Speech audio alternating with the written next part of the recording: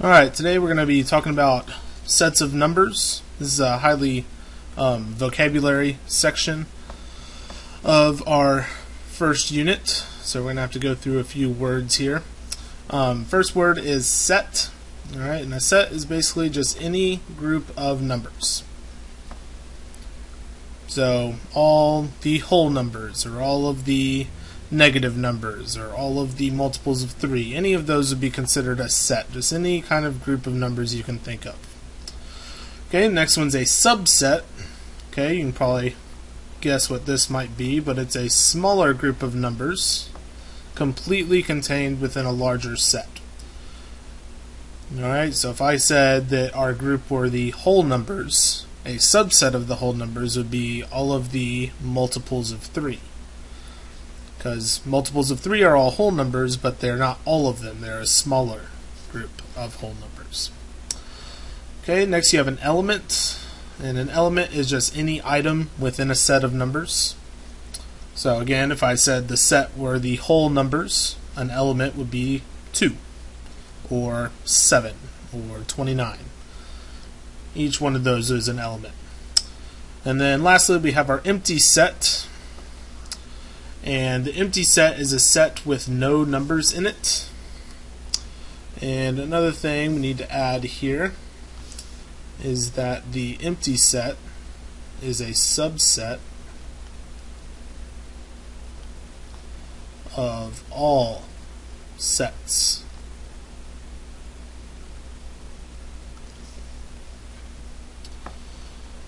Alright, so anytime that you have a set of numbers, such as the whole numbers, the empty set is always a subset.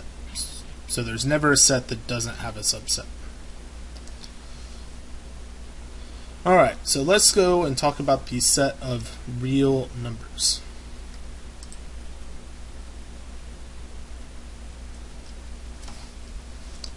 Alright, so this box represents the set of all real numbers, and the set of all real numbers is represented by this symbol with an R with like an extra stem on it. So anytime we write that, we're going to know that means real number. Alright, all real numbers are broken into two sets.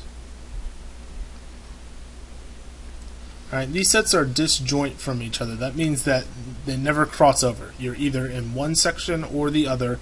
You can never be in both. Alright, so the left-hand side, the smaller side of this, are called the irrational.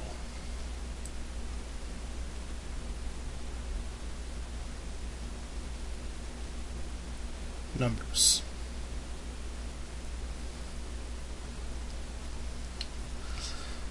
Alright, these are numbers that are non-fractions. So that means it can't be written as a fraction. Let's try that again.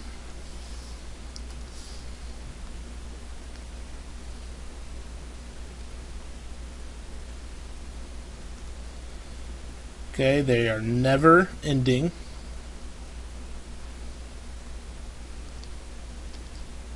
Never repeating.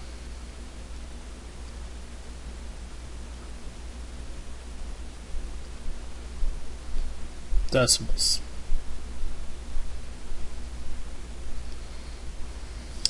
So some examples of this would be like pi. Okay, most of you are familiar with pi, I assume. Square root of 2, square root of 3. Okay, there's another number that's represented with the letter E. Okay, we're going to talk about that later on this year as well. Okay, all those are examples of real numbers. There's an infinite amount of them. Okay, you can go forever. These are just a few normal examples that we talk about when we do this. Alright, our other set over here, these are the rational. So one side's irrational, these are rational.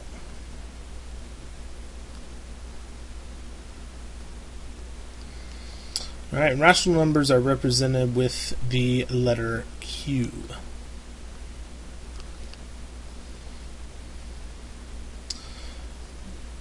Alright, and the rule for rational is it can be written as a fraction.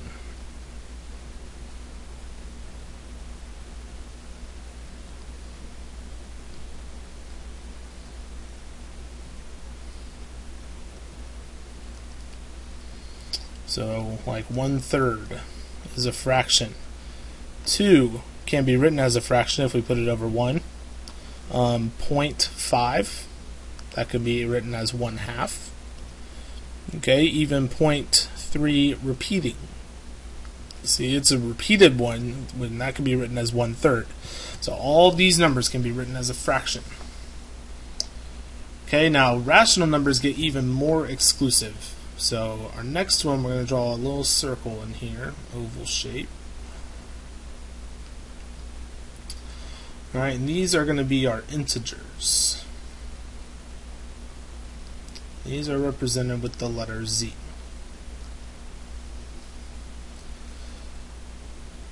Alright, and the rule to get into the integer club are no fractions.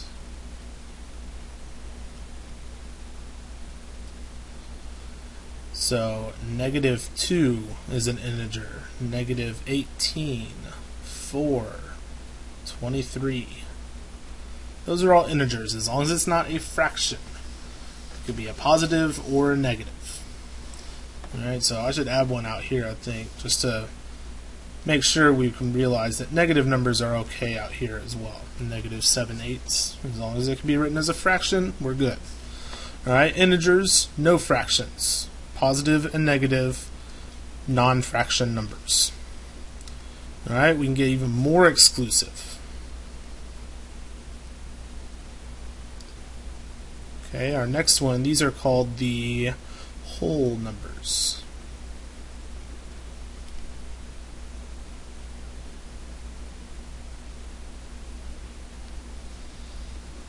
These are represented by a W.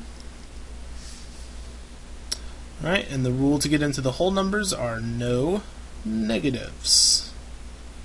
So you see how we're getting more and more exclusive each level we go down. Alright, so 0 is not a negative. 1, 7, 18.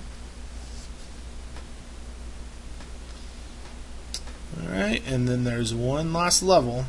One more, the most exclusive club. Only the most popular people get into this club. These are your natural numbers, represented by an N.